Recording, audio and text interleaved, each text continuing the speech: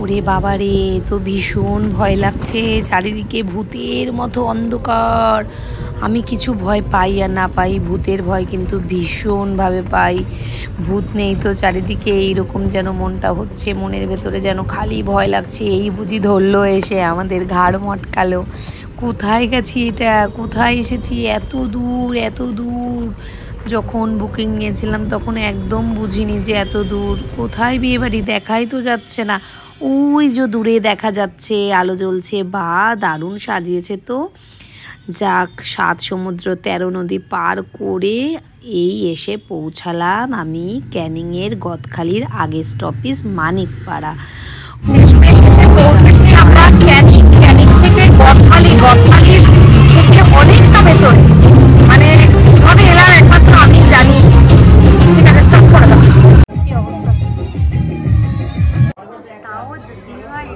অবস্থা, আমি যে পৌঁছাতে পেরেছি এটাই যেন মনে হচ্ছে যেন অনেক, মানে আমি ভাবতে পারিনি আমি পৌঁছাতে পারবো। যখন বুকিং হয়েছিল তখন আমি ভেবেছিলাম ক্যানিং, এবং আমাকে বলেও ছিল যে ক্যানিং স্টেশনের কাছে, কিন্তু সেখান থেকে যে এত ভেতরে তা আমি বুঝিনি। যাক, শেষমেশ ব্রাইড স্যাটিসফ্যাকশন পেল। মিষ্টি লাগছে এটা নাও।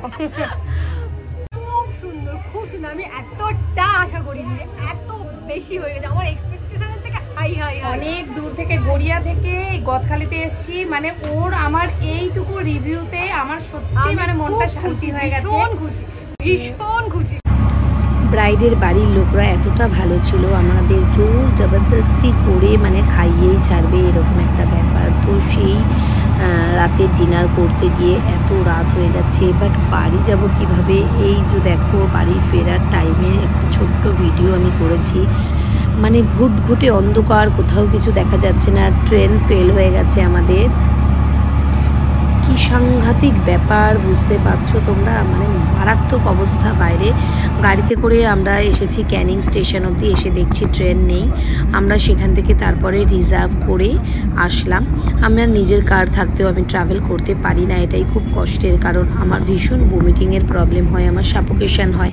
তো সেই কারণে আমি কার নিয়ে যাইনি, আর অনেকটা রাস্তা ছিল, সেক্ষেত্রে আমি রিস্ক নিইনি আমার গাড়ির, কারণ আমার 2টো ব্রাইড ছিল, আমাকে টাইম মতো তাদেরকে কমপ্লিট করে দিতে হবে। আর তোমরা জানো হয়তো আমার ফার্স্ট ব্রাইড সত্যি ভীষণ লেট করে বসেছিল, যার বসার কথা ছিল 1:40, সেখানে বসেছে 3:10। তো সেখানে কভার করে তারপর সেকেন্ড ব্রাইডের কাছে পৌঁছানো ভীষণভাবে টাফ হয়েছিল। যাক, শেষমেশ তারপরে রাত্রি তখন প্রায় 1টা বাজে বাড়িতে এসে পৌঁছালাম। তবে সত্যি তাদের রিভিউ শুনে আমার মানে যেন সমস্ত ক্লান্ত দূর হয়ে গিয়েছিল। এত সুন্দর রিভিউ পেলে সত্যি আমি আবার যেন সজীব হয়ে উঠেছিলাম। আর এত কষ্ট করে গিয়েছিলাম, মানে সমস্তটা কষ্ট যেন আমার চলে গিয়েছিল এই ব্রাইডের রিভিউ শুনে এবং তাদের বাড়ির লোকের রিভিউ শুনে। তোমরা আশীর্বাদ করো এবং অনেক ভালোবাসা দিও, যাতে আমি তোমাদেরকে আরও অনেক সুন্দর করে সাজিয়ে দিতে পারি। সত্যি এটা আমার একটা এক্সপিরিয়েন্স হলো। আমার এরকম এক্সপিরিয়েন্স আমি একটু তোমাদের সাথে শেয়ার করলাম। কেমন লাগলো তোমরা অবশ্যই জানিও।